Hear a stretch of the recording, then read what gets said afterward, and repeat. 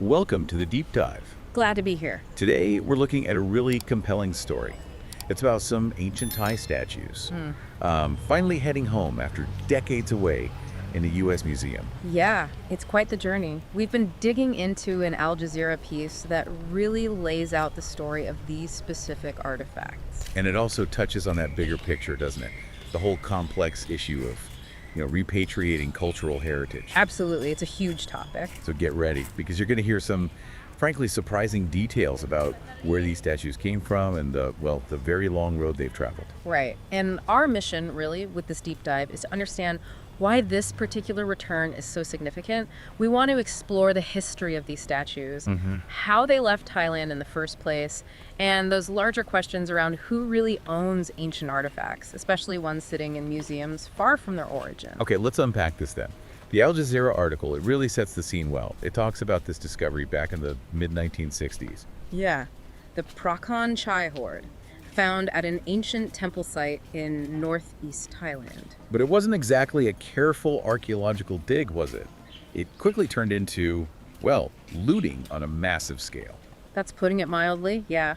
Over several years, the site was basically stripped bare by local looters. We're talking potentially hundreds of statues, centuries old. Hundreds, wow. Yeah, objects that had been buried for who knows how long. And the really striking thing, pretty much all the known pieces from that looting spree ended up scattered. Scattered where? Thousands of miles away. Yeah. Museums, private collections, mostly in the US, Europe, and Australia. Very few, if any, stayed in Thailand initially. And our focus today is on 4 specific bronze statues, the ones that landed in San Francisco's Asian Art Museum. That's right. And they'd been there a long time part of the collection since the late 1960s. Okay, so nearly 60 years. Now, this is where it gets murky, isn't it?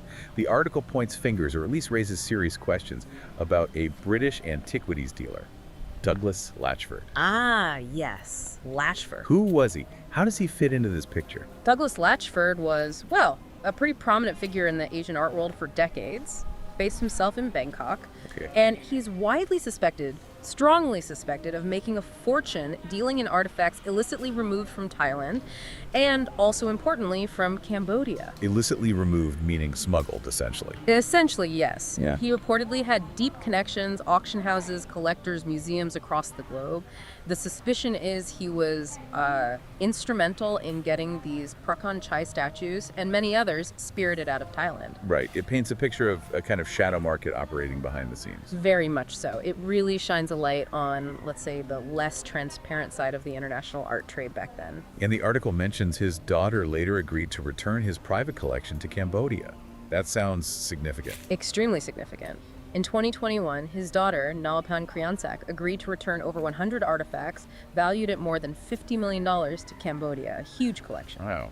And the U.S. authorities were involved, too. There were charges against Latchford himself.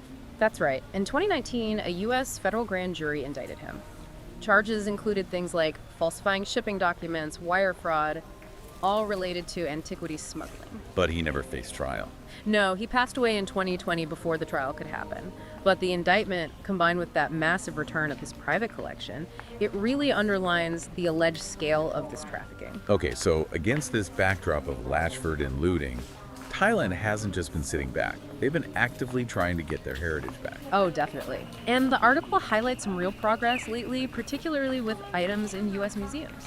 Like what? Well, remember the Golden Boy statue? That impressive piece returned from the Met in New York just last year. I do remember that, yes. And even before these 4 bronze statues, the San Francisco Asian Art Museum itself had already returned 2 other pieces, stone lintels, intricately carved. So there's a pattern emerging, perhaps. Yeah. A shift. It certainly signals a potential shift, yeah. How museums are grappling with provenance, the history of ownership for objects in their collections, it seems to be gaining traction. And there's a quote in the article from Disapon Netlamwong. He's with Thailand's Fine Arts Department. He's very clear about ownership. Yes, he makes no bones about it. He says these statues are the rightful property of Thailand, creations of their ancestors. And important for their own cultural understanding. Exactly. He emphasizes how crucial they are for showcasing Thai civilization, Thai beliefs, right there in Thailand. It really hits home how much these artifacts mean culturally and nationally. Okay, so let's focus on the 4 bronzes themselves, the ones going back now. They're old, obviously, but How old are we talking? We're talking really old, estimated between the 7th and 9th centuries. Wow. So what cultural period is that? That puts them squarely in the Dvarvadi civilization. This was an early kingdom in what's now Thailand. And interestingly, it actually predates the Khmer Empire, which most people are more familiar with in that region. Right. Angkor Wat and all that came later in that area. Exactly. Dvarvadi is an earlier vital layer. And what do they look like? What do these statues depict? Well, 3 of them are bodhisattvas. Okay, so figures on the path to enlightenment in Buddhism. Precisely. And the 4th is the Buddha himself, shown wearing this distinctive, wide, flowing robe. One of the bodhisattvas is actually quite large, nearly a meter tall. So a substantial piece. Yeah. Must have been quite something to unearth, even amidst ruins. Absolutely. The article quotes a Thai archaeologist, Tanongsak Hanwang.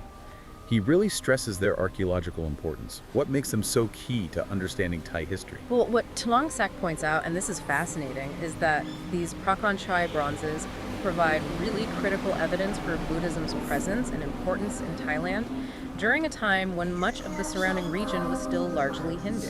Ah, okay. So it challenges or refines the picture of the religious landscape back then. Exactly. It helps fill in gaps in the historical narrative of Southeast Asia at that time. Shows the deep roots of Buddhism there earlier than maybe previously thought, based on physical evidence. And here's something that really struck me. The article says Thailand currently doesn't have any of these specific Prakan Chai bronzes on public display. Is that right? That's what Tanongsak highlights, yeah. It's quite remarkable. Their absence in Thai museums means there's been a lack of tangible, physical evidence for this significant period of their own Buddhist history, accessible within Thailand. So this return, it's not just symbolic ownership. It's about regaining a physical piece of their history for people to see and learn from. Absolutely. It's about reconnecting with that past in a very direct way, making it accessible to the Thai people themselves. Right. Now let's talk about the museum side. How did the San Francisco Asian Art Museum actually decide to return these? We know these things aren't always simple. We'll touch on the Elgin marbles later.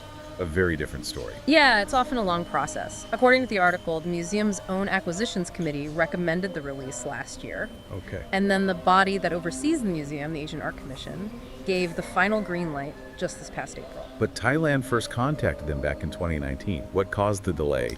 Or rather, what spurred the recent action? That's an interesting point. While the initial contact was in 2019, the article suggests things really started moving when the U.S. Department of Homeland Security got involved. Homeland Security, how do they fit in? They investigate trafficking, including cultural artifacts. Their involvement seems to have provided crucial leverage or evidence. It suggests that external pressure, especially from law enforcement with evidence, can be a major factor. So, Homeland Security brought the proof. What did they find? Well, Robert Mintz, the museum's chief curator, is quoted saying their own records didn't initially show clear evidence of trafficking. Standard museum records from that era often lack detail, you know? Right. Provenance wasn't always meticulously tracked back then. Exactly. But once Homeland Security, working with Thai researchers, presented compelling proof evidence of the original looting, evidence linking the items to Douglas Latchford. Ah, Latchford again. Yes. Once that evidence was on the table, the museum became convinced. Min said there was a consensus then among staff and the committee that Thailand was the most appropriate home for these statues. That shows a willingness to act on new information, which is commendable. It does. It indicates a shift from maybe relying solely on decades-old acquisition records to considering near compelling evidence about an object's origins. And the museum didn't just quietly send them back, they organized a special exhibition. What was that about? Yes, that's quite noteworthy. They put together an exhibition called Moving Objects, Learning from Local and Global Communities. Okay. And the specific aim was to raise public awareness, to talk openly about the complexities of antiquities, theft, and past collecting practices. So using it as a teaching moment. Precisely. Mintz explained they wanted visitors to think critically about where museum objects come from and to acknowledge the sometimes problematic histories of how collections were built. It signals a move towards transparency. Being upfront about the issues, that's interesting. And the article even says Homeland Security isn't done with them yet.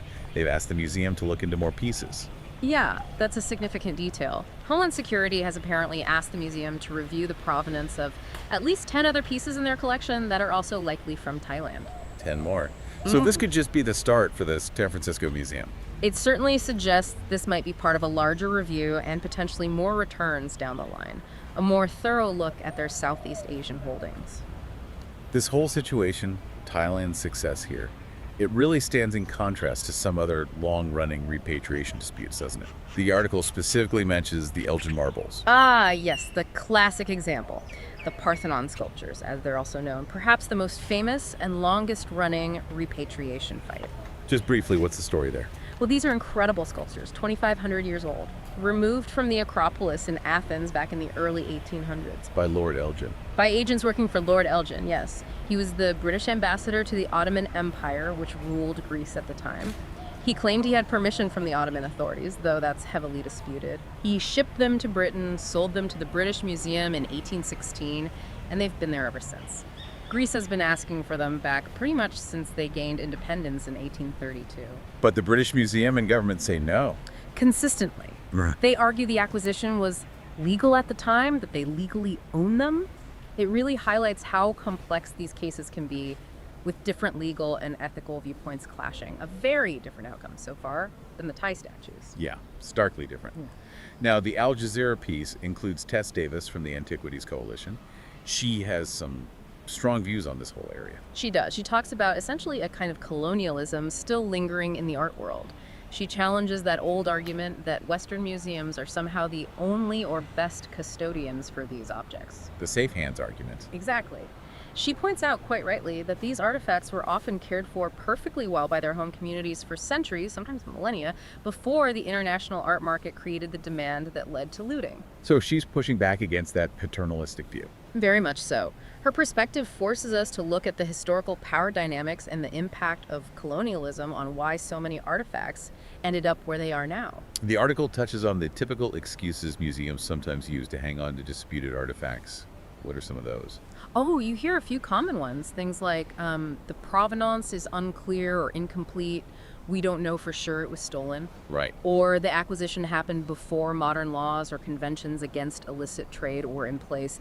The "it was legal then" argument. Even if unethical by today's standards. Precisely. Sometimes they cite their own country's domestic laws preventing deaccessioning. And then there's the Universal Museum argument that these objects belong to all humanity and are best seen by a global audience in places like London or New York or Paris. But these arguments are facing more challenges now. Increasingly so. Source countries are pushing back harder, and there's a growing ethical debate cutting through those older justifications. The article quotes Brad Gordon, a lawyer involved in repatriation, who basically says, if it's stolen and the country wants it back, give it back. Simple as that. It does feel like the tide might be turning, slowly. The article suggests a growing trend towards repatriation. What's driving that? Several things seem to be converging. Tess Davis mentioned increased media coverage. Public awareness in Western countries is definitely growing. People are asking more questions. Like John Oliver segments. The article mentions him. Yeah, his pieces, often humorously targeting the British Museum, have definitely brought the issue to a much wider mainstream audience. That kind of public pressure matters. So public scrutiny, media attention. And more proactive, sophisticated efforts by the source countries themselves. Plus, maybe a generational shift. How so? Well, the article notes that sometimes descendants of the original collectors are now pushing for returns. They might feel differently ethically about how these items were acquired generations ago. That's interesting. A change from within the collecting world, too. Potentially, yes. A growing unease about the origins of some collections. So looking forward, what are the wider implications of San Francisco returning these Prakan Chai statues? What does Thailand hope happens next? Well, Thailand is definitely hoping this sets a precedent. They hope other museums holding Prakan Chai bronzes, and remember, there are quite a few. Right. 14 more in the U.S., some in Europe and Australia. At least that many, yes. Thailand hopes those institutions will see what San Francisco did and follow suit. Consider returning their pieces, too. And it's not just about this specific hoard for Thailand, is it? No, they're pursuing other artifacts as well. It's part of a sustained, broader effort to reclaim significant parts of their cultural heritage that are currently abroad. And Tess Davis, again, offers a positive framing for this. Not just loss for the museums, but an opportunity. Yes, that's her point. She sees repatriation not as an endpoint, but as a beginning. An opportunity for education, for building stronger cultural ties, for genuine collaboration between museums and source countries, building bridges, essentially. So, wrapping this up, the return of these specific Thai statues, It feels like more than just four objects changing location. It seems like a genuinely meaningful step.